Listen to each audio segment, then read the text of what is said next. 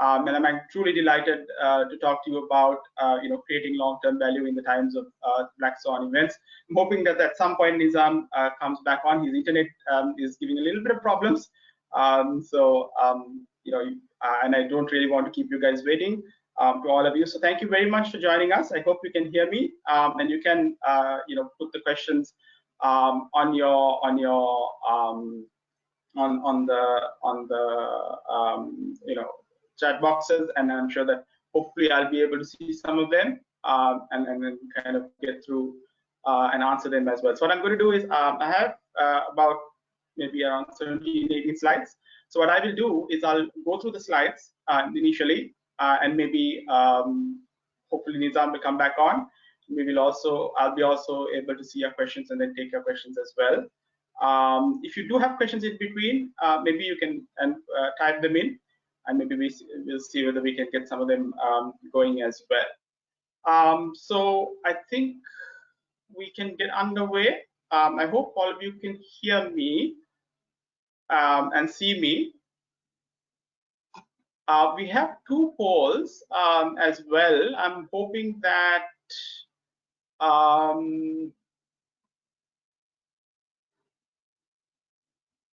yeah, so you can put your questions. I think we have, yeah, I think Rami said he can hear us. That's good, thank you. And what we can do is we have a couple of polls as well, which I want to do at some point, which I'll do after I get to maybe slide number 4 or 5. And also you will get the slides you can actually download it now. So don't worry about it, and they will send you the presentation as well. So don't worry about getting the presentation as well. The best way to contact me is via email, imran@crisis.com.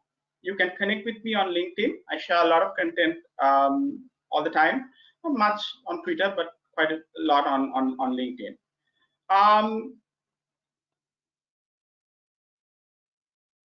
What is a Black Swan event? Look, a Black Swan event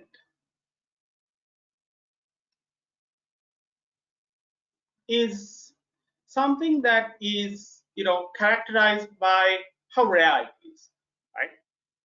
The severe impact that it has, and after looking back at it, people coming and saying, look, we could have seen this, right? Now, we at Crescent, we have warned our clients that at the end of 2020, this warning was given 2 years ago, right? That there will be a global economic and financial crisis, and that will be caused mainly because of corporate and private debt. And it will be a Black Swan event, a severe event, right? Extremely rare. And we also talked to them about a pandemic debt as well. So it's not a surprise for us, but apparently it was to the large part of the corporate and political world. These events happen, very rare. Okay. Good examples could be the 2008 global financial crisis. I'd say a better Black Swan event, two Black Swan events are of the Great Depression of the 1920s and the 1918 pandemic that occurred. I think those two are classic examples of Black Swan events. 9/11 also, to some extent, extreme rarity. Impact was severe, particularly on markets and political systems.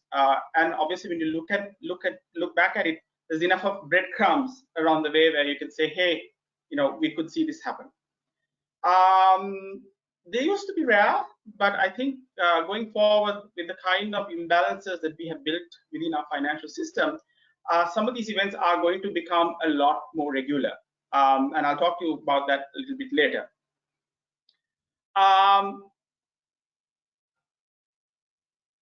Where are we now? It's always good to take stock of where we are in terms of the crisis and where we will go and so on.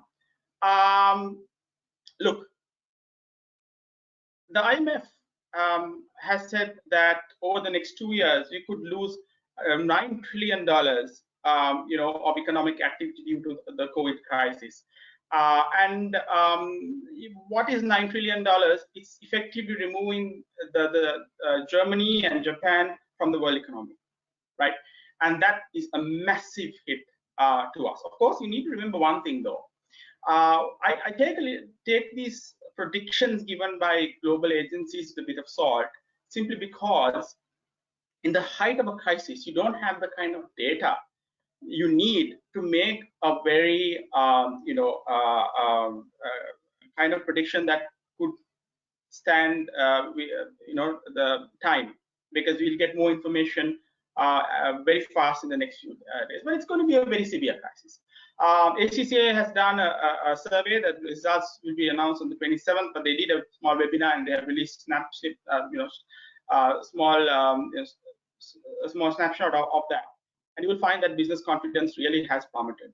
The World Bank has forecasted that out of the South Asian countries, you would see quite a few of them go into recession. So you're looking at countries like Afghanistan, countries like Sri Lanka, countries like Pakistan going through to a recession, while countries like Bangladesh that had 8% growth go down to about 2 to 3%. So you will have a little bit of growth. Maldives is also going into a recession. Bhutan, Nepal, India will have very little growth because their base is much higher, and then they automatically have some sort of growth because of the size of the economy and the kind of economic activity that they engage in. And then the impact also to some, I think, will be a lot less, because to take Pakistan and Bangladesh, they are very much impacted by the apparel industry, both for the clothing and also final products as well, and the textiles and the final products as well. So I think Bangladesh, Pakistan, and Sri Lanka are in the same boat, and also Maldives and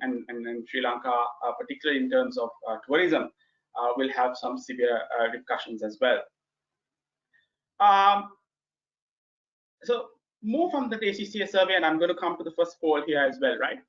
So ACCA asked their members, and good to see about 1,500 of them have replied. Now, how is COVID-19 impacting you?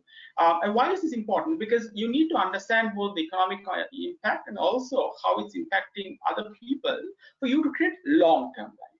And I'll explain that to you, and you will understand that as we go along as well, right? So far, what has happened is that a large part of the impacts have been around have been around things like employee productivity, because there are lockdowns and curfews, right? And now these days I'm in Sri Lanka, and Sri Lanka is completely locked down. There is, today we had released some of the districts out of curfew, but Colombo, Gampanga, and Kalutara, some of the districts where the most economic activity in the Western Province, was supposed to be off curfew on Wednesday, but and we're all very happy about it, but that has been postponed again to Monday, and there's a lot of uncertainty going on. So what is the biggest concern on employers' minds and also businesses' minds is employee productivity, right? Yes, we have these tools that we can work from home, but as you can see, I'm still trying to get his arm back from Lahore ACC office, but his internet is in chaos, and mine, is also can go out at any time, right? So productivity in terms of having that kind of tools where you can be working is a problem. So this is particularly in the short term. So you see moderate impact for now, everybody thinks, and also going forward. But bigger impacts in the next 6 months or the next 12 months, which are more critical for you in terms of creating long-term value, are around cash flow, right? So we are basically in hibernation. No economic activity is really happening. Right, and therefore problems are not coming to the surface, but they will over the next 6 months, next 12 months, because we've got to come back, right?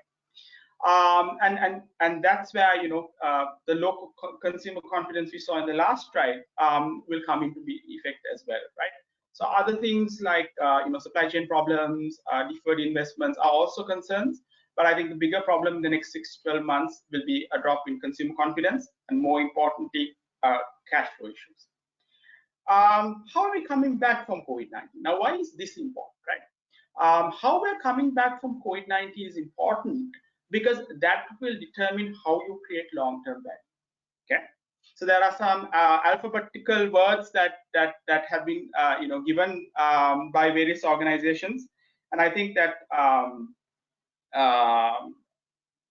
that will give an impact. They're basically looking at the different styles or the patterns of recovery. Okay, so we have a V-shaped recovery that assumes that we will have a very steep decline in economic activity and an equally steep climb up faster, which was what was initially expected. A W, which is where what we call a double dip recovery, right? And a double dip recovery is where we will initially have some economic growth as the lockdowns and the curfews are lifted. Then we will have a return of the outbreaks. Again, we will have lockdowns or whatever, and then finally we will come up out of it as well, and it'll be a very slow one. A U-shaped recovery is what a lot of economists today think will happen, right? Is where you go down relatively slowly, but you stay down for a much longer period of time, right? And even the recovery is very, very slow. Heaven forbid, an L-shaped recovery is where you are going to have a longer, decline in economic activity. Maybe, the outbreak stays for a long time, 12 months, and then you're going to have, zero activity for a long time as we prioritize health. Another favored, pattern of recovery is the tick-shaped one, where you again have a steep decline, but the recovery is a lot more slower, right? Some have called it the Nike swoosh, okay, right? And that's interesting, kind of recovery. So I have friends who are economists who think the swoosh, is the one that is favored. And then you have the IMF that thinks a V-shaped recovery, but over 2 years, right?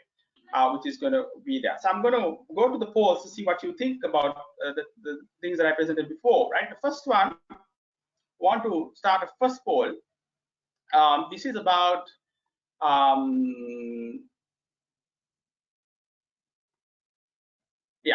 about you, right? You're the individual. I want you to think carefully, you, right? Not the corporate, you, the individual, and tell me what keeps you up at night during this COVID crisis, right? So we have the poll. You have 5 options, right? The first one, the personal health of you and your family. Will I get COVID, right? Number 2, personal cash flow situation. Very interesting, very interesting. I can see the results move, right? Your personal cash flow situation. Am I going to run out of money? Your personal job security. Am I going to be out of a job as my company goes belly up, right? Or has to, merge or buy another company. Your future career prospects, right? And that is important as well. Competition is disappearing, and that means, opportunities for you to move up, opportunities to ask for a salary hike, if at all, right, is a challenge. And the future survival of your current employer, interesting prospect, right? Because if you don't have a job of your own, how are you going to then look at your future career, and also about the future prospects, etc. Still, people are voting. Please do vote, because it gives. I'll give you 10 more, maybe a little bit more, because I want to get a better version. Only we can, a lot more can vote. Please let us know what concerns you, because we can address how to create value through this. And the second thing is, I also noticed very interestingly, there was another webinar last Friday by ACC about intergenerational talent and how to manage it. And I found that in that webinar, a lot of the people who tune in are millennials. So I want to see, I don't know the breakup of this one, but I want to see what are your interests. We're moving very fast. I want to see as much of you vote, exercise your franchise, and so you can see that what keeps you up at night. This is important to kind of inform you. We'll wait a little bit longer, maybe 15 more seconds. Okay, please put in your votes so that we can see what you think as well.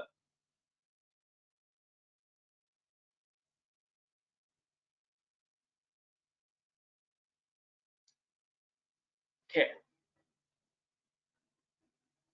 let's. Okay. So I'm going to close the poll in about 15 seconds from now. Okay.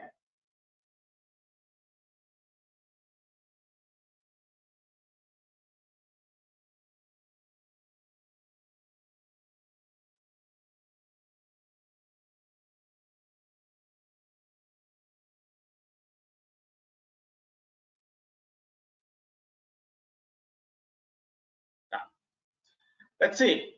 So 57% of you said the personal health of you and your family.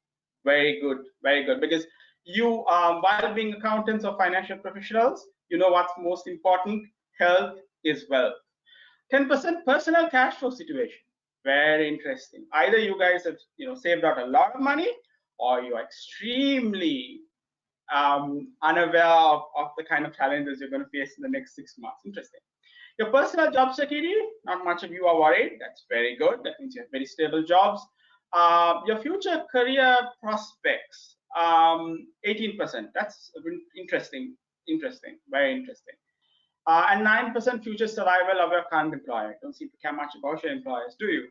It's interesting, very interesting. So I'm very happy to see that you prioritize your health of you and your family. Very important. You know what your priorities are at the moment. Good on you. Second poll. And this one is about the recovery. And thank you for everybody who voted for the first one. The second poll I have is about how are we going to come back, right? And that, sorry, I'm going to share the results with you. Sorry, I didn't think you had seen that. Interesting results, right? Take a moment to have a look at that.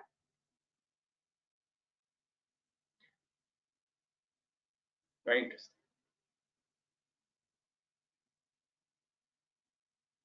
Okay. And I'm going to get to poll number 2. Hopefully, you can get that now.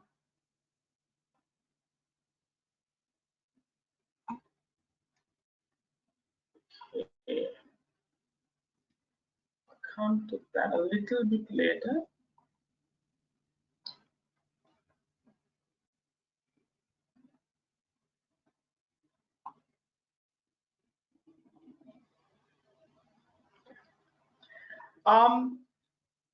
If you ask me what kind of recovery I'm looking for, I think it's going to be a W, sadly. And the reason for that is that I don't share the IMF's confidence that we're going to have a quick recovery, simply because we don't seem to have a control of the crisis, right? We don't know, we don't have a vaccine. We don't have one recognized treatment. And it seems to be, the curve doesn't seem to have flattened in different parts of the world. It flares up in one part, it goes down in another part. That's going to be a concern. And we also have another concern, which is the low oil prices, right? And the low oil prices are going to have an impact on remittances. This is to do with the fact that Saudi Arabia decided to kind of take on the shale manufacturers. So the remittances that you're going to see from the Middle East for Pakistan, Bangladesh, and Sri Lanka, and the whole of South Asia, it's going to have a major impact as well. So I think we'll have a double dip recession, where we'll have a small recovery, we go down again and recover again, which is not the ideal one, but from creating long-term value, it's actually a good one. I'll tell you why. Okay, so I have some rules that I think are not hard and fast, right? These are something that you can work on. These will help you create long-term value. So now I applied some of these rules in the global financial crisis of 2008, where we applied some of these. We also applied them in the 2001 after September 11 for the small firms that we were working for. And I remember we applied some of these in the 1998 East Asian economic crisis. I don't know whether some of you remember, where oil prices went down to like $8 a barrel. Malaysia, Thailand, and Singapore, among other countries, had some problems as well. So first rule is share relevant useful information only, right? But what is relevant will change. Okay. Nobody cares, because you're not a medical professional unless you are, right? Nobody cares about alternative COVID-19 treatments. Okay. You have no idea how many CEOs have told me, you know, Imran, I didn't know this person was an idiot. Why? Because they've been sharing all sorts of outlandish content on social media under their own handles. And that creates a problem because people are watching you. And this is an opportunity to make real meaningful brand value for you. So what do you share? You share this. You share information from tax officers about tax relief across the board. Talk about government stimulus packages. To talk about banks giving all sorts of opportunities in terms of I can see that I think Nizam is back. Good. What we can see is that you can create you can share information that will have an impact on the day-to-day operational or future business of anybody, right? But what is relevant will change. So for example, if the crisis continues, so today you're sharing because you're concerned and your colleagues are concerned about medical. So medical also, what you share is from the WHO or some sort of verified organization. But tomorrow you might have to share, and this is painful, legal information about laying off employees. Right? You might think it's not empathetic, you might think it is heartless, but as if the cash flow crisis continues, you are going to have to share information that is important in terms of the next phase, right? You might also have to talk about accounting treatments around going concern, because a lot of the businesses that you're working for may not be going concerns. You might have to share information about different IFRS treatments depending on the kind of situation your company or industry is there. Those are coming in the coming weeks. So make sure that before you share information, particularly on social media, that it is useful, relevant, and timely. Second one, use updated information only.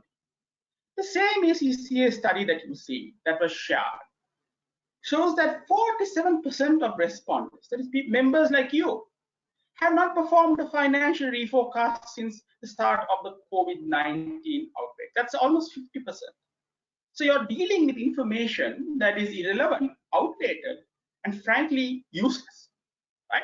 You need to be doing your cash flow forecast or financial forecast, I don't know, maybe even weekly, right? Sometimes cash flow forecast might be daily, because you have to deal with updated information to make relevant decisions. If you look at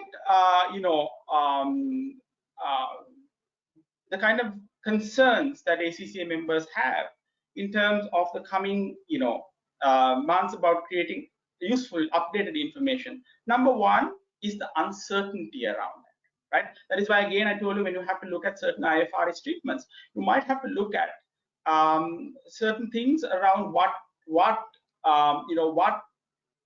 around the uncertainty that IFRS is creating, uncertainty that the crisis is creating, because you don't have the information you need. Second one, a lack of analytical tools. A lot of you have not set up the kind of analytical tools you need, whether it is the technology around it or even the kind of information feed that you need for it before the crisis. So you can't set it up on the go because A, you don't have the resources to do that, right?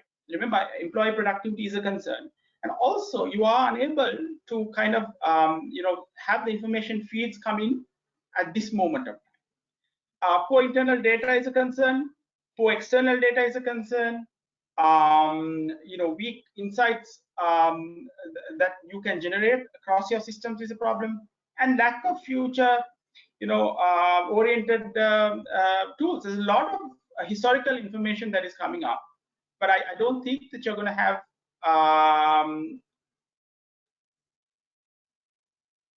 Yeah, Harun, I think, yeah, sorry. Thank you for everybody who has, who, I'm just checking out your questions. Look, so these are the kind of problems that you're going to have. So when you come out of this crisis, you're going to have a W-shaped recovery, right? So the first thing that you need to do when you come out of the initial crisis, sort out these problems, right? Causing the COVID-19 causing uncertainty, that's across the board, right? And you have now guidance coming up from your domestic accounting body. You have ACCA coming up with it. IFAC is coming up with it. A lot of other organizations are coming up with some sort of guidance on how you can deal with the uncertainty. Use it. Your tax office is coming up. I've seen a lot of tax offices put up information about dealing with uncertainty. Analytical tools, for internal data, for external data, these are medium-term problems, but you need to start fixing it now, because remember, we are going to have a W-shaped recovery, right? We started off, most economists saying we're going to have a V-shaped recovery, then they moved to saying a tick-shaped recovery. They're going to agree with me, or eventually that's going to be a W-shaped recovery. Having that in mind, make sure you fix all of these systems and processes in your organization, or even in your individual processes very fast indeed, because that is how you are going to create long-term value, right? Remember, we are going to come out of this crisis. We are all here because we've come out of all the previous Black Swan economic crisis worldwide. The human species is an amazingly resilient organism, right? Cash flow management will determine post-COVID-19 survivals, right? Cash is king. Everybody said that, but I still don't see the kind of emphasis on management of cash flow in real. So real actions need to be taken, right? I've seen some organizations, across the board, you see the board come and say, we're going to do 20%, 30% salary cuts for the next 3 months. Seems them unfair, seems, I don't know, in some cases illegal, but at least the focus is on cash flow management, because once this crisis is over, from both the individual perspective and from a corporate perspective, you will see the amazing opportunities that are going to come your way in terms of a purchase of, say, a personal asset, a house you've always wanted. How many people have come to me and said in Australia, because I've been telling everybody, if you want to buy a house in Australia, right, wait till the end of 2020. It has been said for the last 2 to 3 years, and everybody has been massacring me because that the Australian property market has only gone one way up. Today, without any doubt, they're coming to me and saying, so how far will it fall, right? They don't even say that it's going to fall. So it's about, so what I have told them is, make sure your cash flow is ready for end 2020, because your ability to give, replace a deposit, buy an asset will be much higher. Your negotiating power will be much higher, provided that you focus on cash. So take action today. And these organizations that have looked at cash flow management haven't waited for curfews or lockdowns to be removed. They've sent out an internal memo. They've started that process.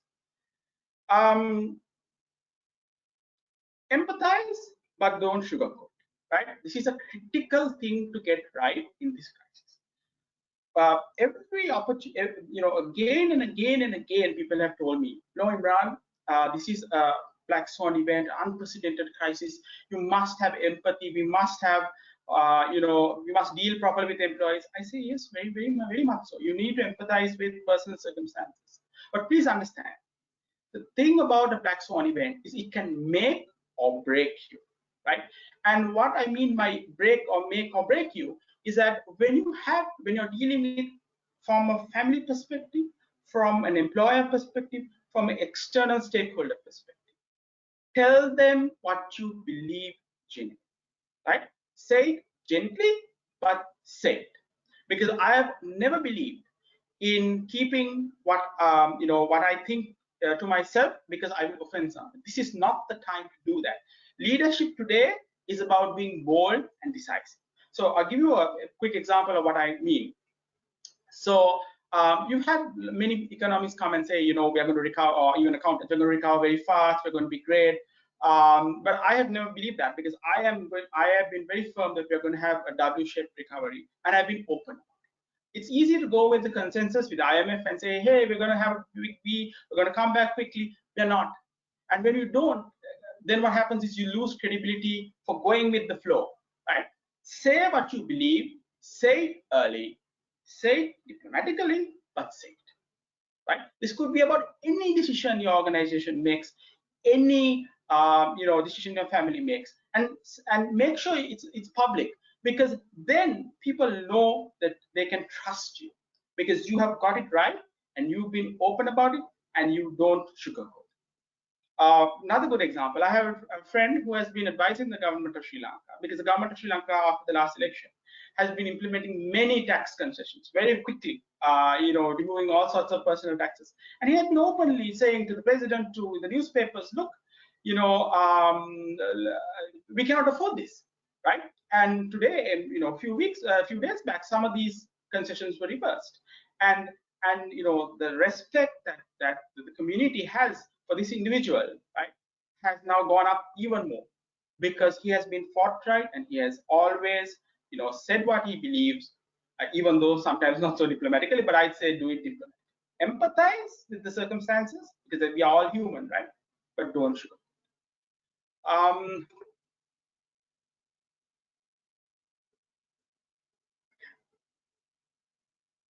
So looking at your questions, focus on what you can control, right?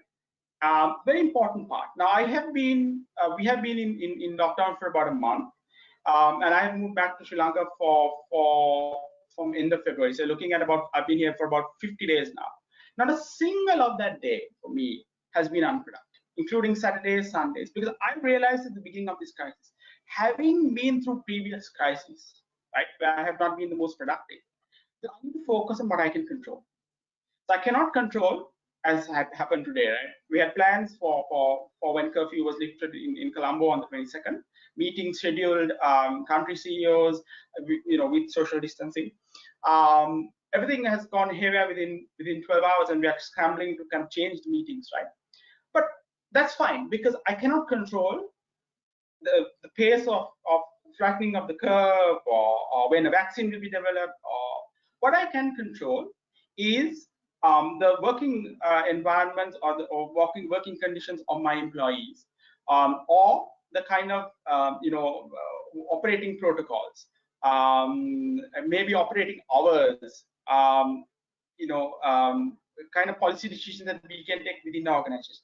We have basically divided everything that we do into two things: things we can control, which we are 100% focused on; things we cannot control, completely unfocusing on that, because it's a complete waste of time to focus on something that is beyond your control. What you can control is how you react to what you cannot control. So within minutes, we anticipated that there would be a change in the curfew circumstances. We managed to reschedule all our meetings very, very fast, reacting to something that we cannot control via something we can control. Learn to spot lemons. Now, here is where you're going to make a major impact, in the long term, right? Learn to spot lemons, but move preemptively to seize advantages. So, what is a lemon? Lemon is something that it's completely useless, but that has been hyped up or so on. What you will see at the end of this crisis is a lot of frauds, corporate, individual frauds that are going to come bubbling up, right? And you need to keep an eye on them, because this is where you create long-term value in the eyes of your employer, of society. Two have already come up, right? One is Luckin Coffee in China. Luckin Coffee is supposed to have been the next Starbucks in China. They've been playing around with their accounts, and in the last few months, it has been brought up, and the company's share price has crashed. So many other things. And I'm absolutely sure, had the Wuhan, the COVID-19 which started in China and spread, had not affected it first, they would have been able to hide some of these numbers and go on. Second one, announced just a couple of days ago, is that a Singaporean-based bunker oil trader has been hiding a lot of, has been classifying a lot of fake items as sales, and has been keeping themselves, afloat. They billions of dollars are owed to different lenders, some of the most refined banks around, right? HSBC is owned about, I think, $3 billion, Standard Chartered Banks, DBS, OCBC. Some of the organizations that have some of the best analysts around have been caught by this scandal. So you will see an opportunity to to find these skeletons in organizations, uncover them, be the the person that brings out save the organization maybe. Also, move preemptively to save to seize advantages. One opportunity that you will see is the ability to capture market share. Purchase assets that your organization has been keeping an eye on for a long time. And this is where you come in, right? So your analysis, you have to keep an eye on not just your organization in this crisis, but a whole series of other organizations, individuals that you or your organization has been looking to either purchase or take over or market share that you want to capture, because your analysis of those organizations will permit your organization or you as an individual to move in very fast and seize the advantages that there is. But we want learn to spot lemons, because in the process of rushing in, you will see many skeletons come out and a lot of frauds being uncovered. So you have to balance this, right? And you have to, the person who balances it seizes opportunity, takes on new projects, right, on behalf of your employer, is somebody who's going to rise up very fast in this post-crisis situation. Because I'm telling you, I've spoken to some of the largest, CEOs of some of the largest Southeast Asian companies. A lot of them are at home. This is good, and you can get them finally. A lot of them are worried. Right? A lot of people have no clue how they're going to navigate not just the next 3 months, but the next 6 months and the next 12 months and the next 18 months. Because the debt crisis that we are going to have is going to come up. Look, show clients and staff the light at the end of the tunnel. Many people have been telling me, right, particularly since the beginning of this crisis, for the person who won about this crisis for the last 2 years, you seem remarkably calm, cool, happy. I have slept like a baby for the last 50 days, 90 days. Why? Because there's no point worrying about the crisis now. What am I doing for my clients? Is that we are finding plans for the next 6 months, right? 3, 6, 18 months. Because for me, the 18 months is a critical part of that, right? And I'm showing them lessons that can be learned, the depths of crisis from previous crises, right? This is how prices fell. This is how much we almost crashed. How companies have recovered. Examples from the region, examples from outside the region, and they're confident enough to go with me on this journey to the other side, because they've seen this guy has been consistent, right? This is critical. I have been consistent in what I have been saying. Remember, empathize but don't sugarcoat, right? So I have been consistent in what I have been saying. Now they are very happy to take with me and go on this journey on the other side, right? Remember, everybody is scared, from the President of the United States, right, who's worried about obviously not just re-election but how to open his country up, to the Chinese president who's worried that manufacturing, particularly Japanese-led manufacturing, might leave China, right? So everybody is worried. So if you are the confident, calm individual that leads your team forward, your career is going to be very good.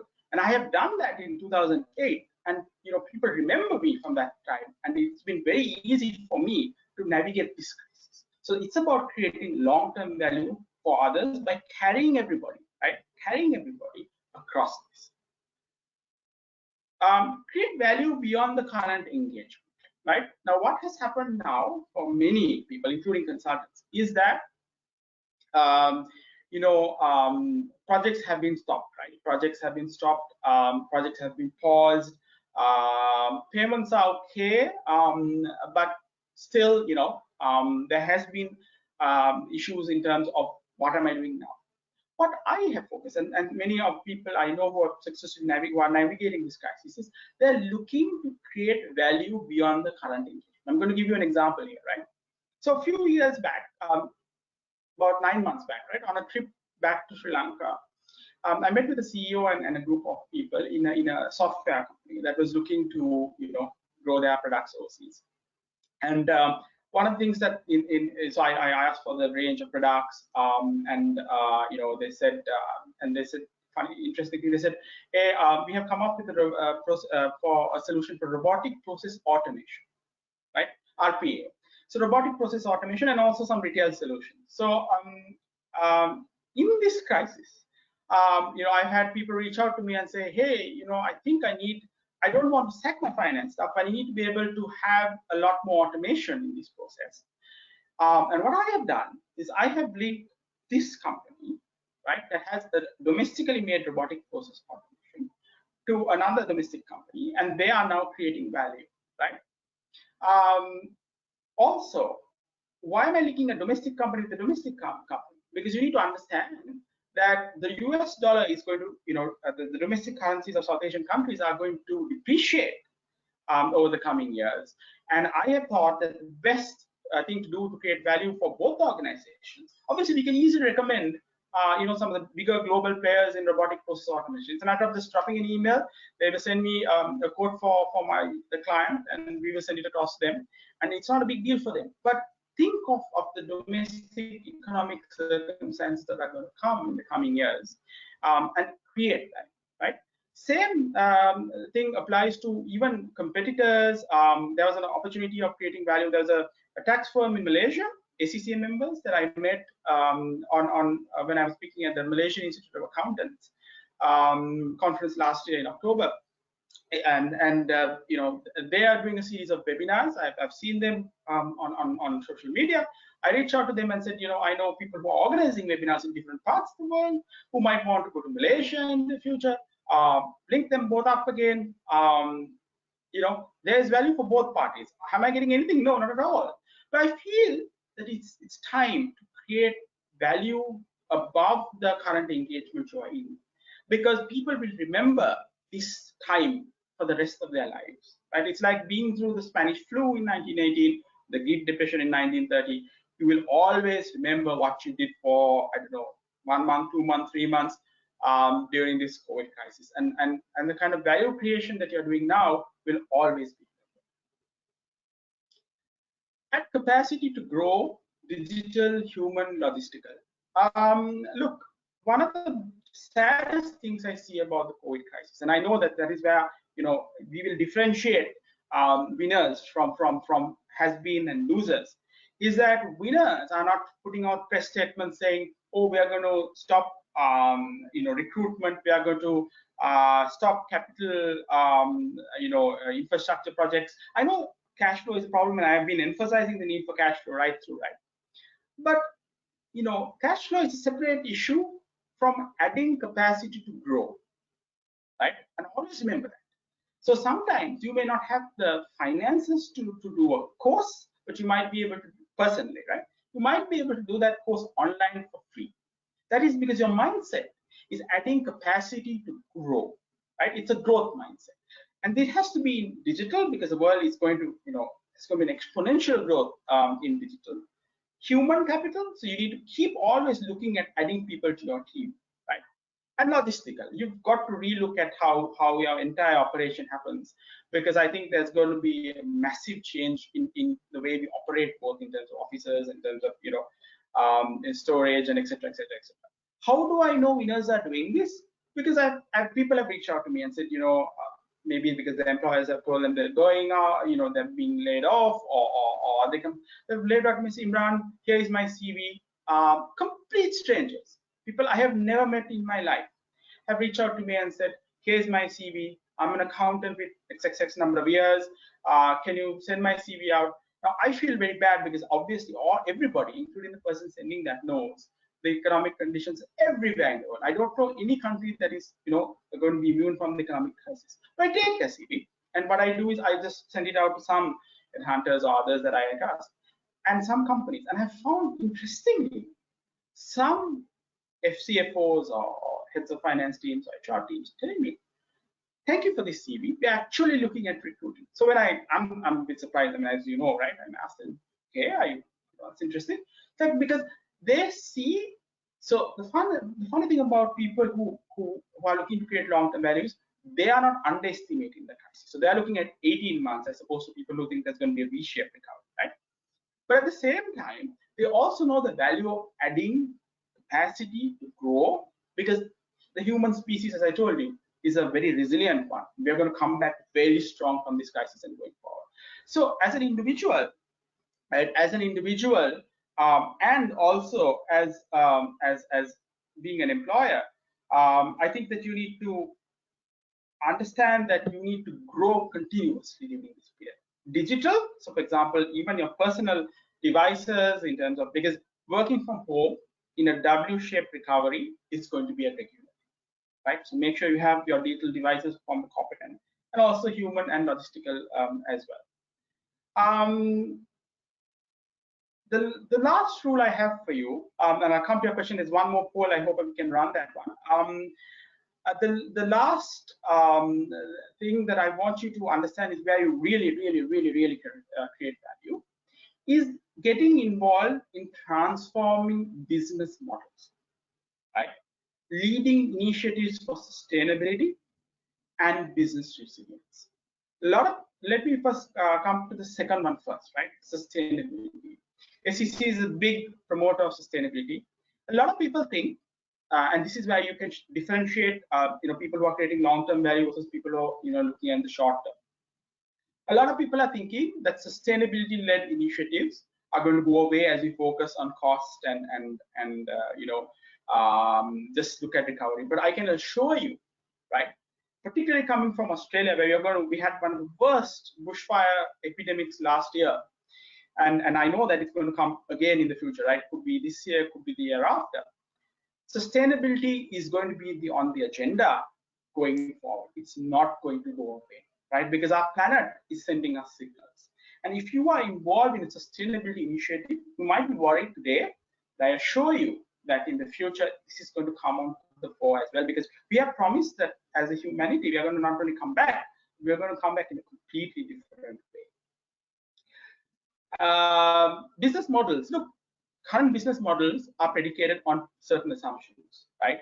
And those assumptions that business will be as normal have been shattered in ways that one cannot imagine. And what you're going to see is that your business or your individual as a person needs to relook at, right? You need to look at your business model. You need to focus. You need to understand a few key things here. Going forward, people would, because of digital becoming more, right? People want to see a more personalized offering. They want to see, a very circular kind of, economy. So they deal with you on a corporate or individual basis on a long-term thing on multiple fronts, right? Not just one. That is why things like Amazon is, while everybody else is suffering, right? Amazon is doing really well on stock exchanges because they just don't only deliver. They are in data. They are in multiple things, right? And they want you to. You need to be very sticky with your customer in many ways. So I know that the Sri Lankan apparel players, for example, might come back a little bit stronger than say the Pakistani apparel players, Bangladeshi apparel players, because they've embedded a lot more in the ecosystem of their clients in terms of design, in terms of co-production on sustainable garments, etc., etc. Obviously, spending on these things will take a longer to recover than basic garments. But in the long term, I feel that the ability to dump a supplier who's so embossed in the business model of the client will be a lot more difficult than you see. And going forward, you need to be really in the lives of your customer or your company for you to create long-term value. Third one is business resilience, right? Those of us who live in South Asia or have lived in South Asia regularly know that we have all sorts of crises that comes, right, in this period. You have floods, you have earthquakes in parts of Pakistan, Afghanistan, and so on. You have all sorts of natural disasters, and then you have human-made disasters. Also, so we are naturally resilient in terms of individuals. But whether businesses are resilient, well, we'll see after this crisis. I don't think we have built the kind of processes and robustness into the business model that we should have before this COVID-19 crisis. And I think this is an opportunity for you as an individual to push your employer to to create better business resilience, right? And I'll give you an example. I had an interesting question in the panel in a webinar that I was last week, and that was from the head of the Sweden Sri Lanka Business Council, Leif Olsen, about the IT BPM industry in Sri Lanka versus our competitors. And he made me think, and I had to look at it. So because Sri Lanka has gone through a lot, in terms of the 30-year war and so on, our IT BPM companies from day one has built in such a dramatic business continuity planning, right? They don't even get a contract from a foreign party unless their business continuity planning is at a top level. So we have, to some extent, particularly even our BPM companies, which I didn't, in the Philippines is struggling with BPM. Optus has gone to the extent of allowing people, Optus and Telstra are big employers of Philippine BPO industry, right? And they have gone to the extent of Telstra just basically hired 2,000 new people in Australia just to, on a temporary basis to work. But Philippines had to even go to the extent of, letting people work from their home, even though there are information security problems. So if you have, because of this particular IT BPM industry in Sri Lanka, particularly the IT, has been so resilient, right? The business model is much better than our competitors. And here is an opportunity for this small industry of about $1 billion to really take that opportunity and go forward, because business resilience was much stronger. Okay, I'm going to now come to your questions. Let's see if there are any questions. Sorry. And I have a couple of questions. Okay.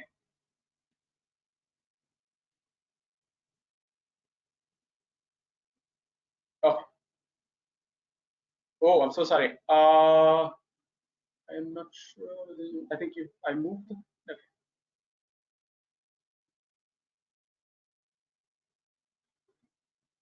Right. I haven't seen any more questions. I have one more poll though. I'm sorry if we have technical issues. I'm really sorry about that. I think internet everywhere is a bit of a challenge. Okay. I have a second poll for you. And this is about how you think we will recover. And I'm going to be available for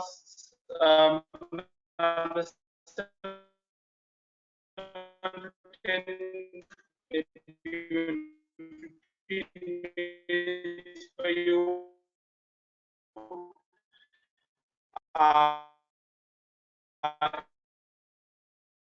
In terms of your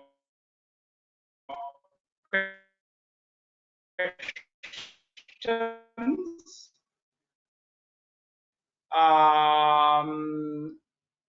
I'm going to close the webcam for a second because my internet says that I have some issues. So I'm going to close my camera. Okay, I'm sorry about that. And I'm going to launch the second poll. Just want to see what you think we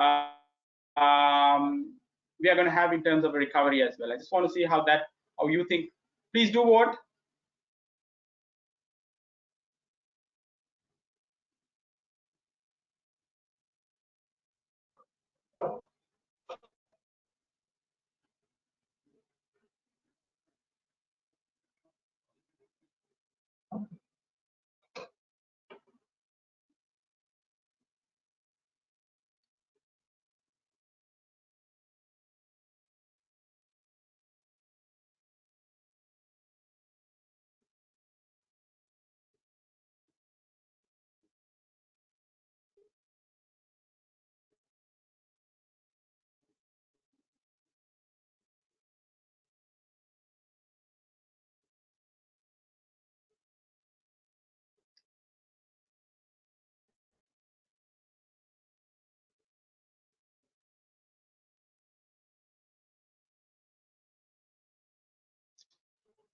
Okay.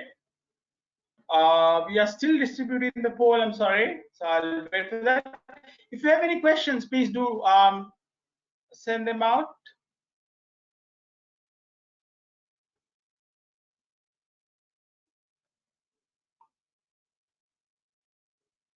Yeah, good question from Rameez. You asked the question about sorry.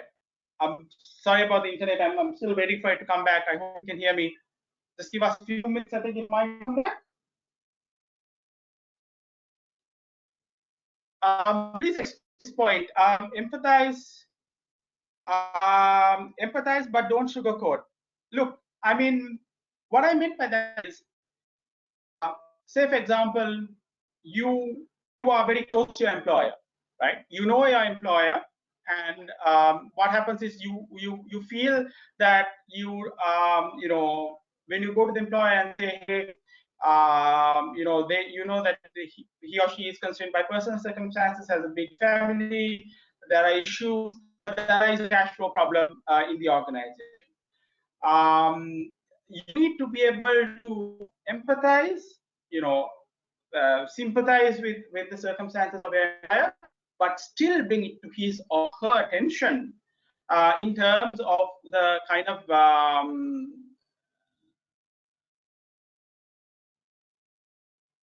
okay.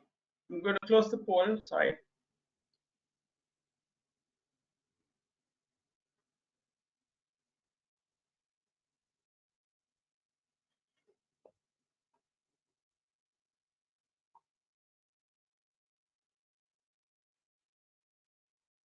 Okay.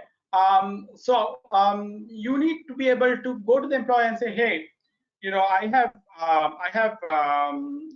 have to share some bad news with you, but here is our, you know, cash flow situation, our company situation, and you need to be able to be very upfront with them. That's what I mean by empathize, but don't sugarcoat. And you need to lay everything out in front of him or her, particularly under these circumstances. The second thing I wanted to talk to you about, also another example, your co-workers or employees, right? If they ask you, what do you think of this crisis? And you know, will an organization survive? Depending on your confidentiality, obviously you cannot share everything. You know, depending on the confidentiality and your ability to, you know, what you can share, you need to be as, you need to be, you need to, you know, you need to share with them your genuine, candid opinion, because here is where they're asking you something because they trust you, right? And therefore you cannot, you know, in process of trying not to empathize, you know, be not, you know, trying to be empathetic with them, telling them something that they can then decide on their future. So, for example, they may have another job offer. You might think that might not be possible, but it is possible, right? There might be an opportunity for them to start their own business for some reason. This is a great opportunity to go out, venture, and do things on many things, right? And by you, sugarcoating things, people may not make the kind of decisions that they're supposed to make at a point of time like this. That is much more critical as well. Okay, let me look at whether there are any more questions. Sorry about the internet connection. I hope you are back.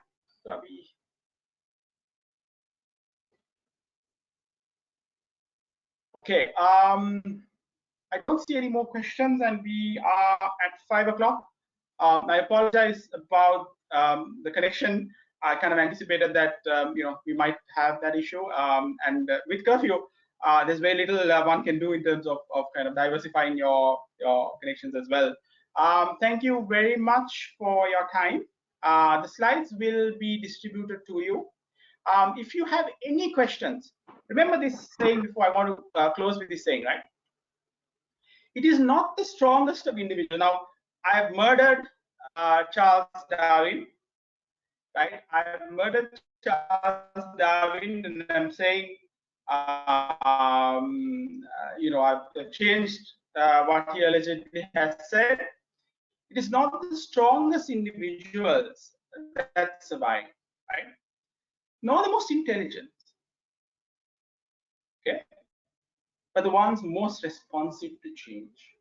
And in our lives, COVID-19 and Black Swan events like COVID-19, right? This is a defining moment in our lives. We didn't create it, right? We didn't. Hopefully, you're washing your hands and you're doing social distancing, so you're not really contributing to it. But this is a defining moment in your life to make, a massive long-term value creation as an individual and as part of an organization. And I think what you need to do is you need to make sure that you are bold, you are decisive, and you are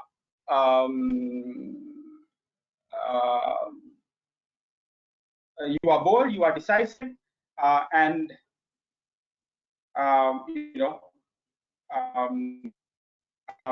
empathize, but not sugarcoat in your responses. I'm very happy to see a lot of things that's going to be U-shaped recovery. Very interesting.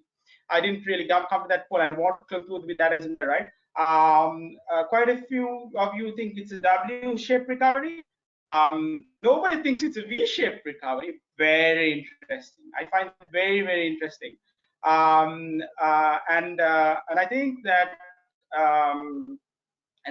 that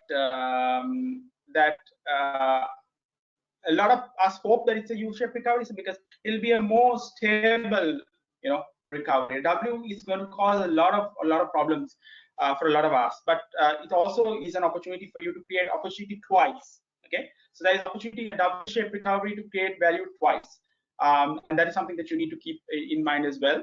And if you have any questions, please don't hesitate to send me a question to my email, imran@pressing.com. Just mention that it is from this webinar because I've been doing a few. Also leave, feel free to contact me on LinkedIn as well. I love to connect with people on LinkedIn, right? People send me all sorts of things except, memes and stuff, which I don't particularly like, but anything from event invites to what is your opinion on the economic recovery, to where do you think accountancy will go. Some interesting discussions have flowed from very, very interesting people. You would not believe the kind of people who reach out on LinkedIn. I've dealt once with quite a few CEOs of Silicon Valley companies, and so on as well. So remember this again, right? It is not the strongest individuals that survive, right? Not the most intelligent, but the ones most responsive to change. I hope all of you are able to be bold in this COVID-19 crisis and create long-term value. Over the next coming weeks and months, I'll share more information on LinkedIn, and I hope to be part of with you with another ACC webinar as well. Please don't lose heart. This is an opportunity that you have not created, but you can go forward and seize the opportunity as well. Thank you for all of you for joining, and take care.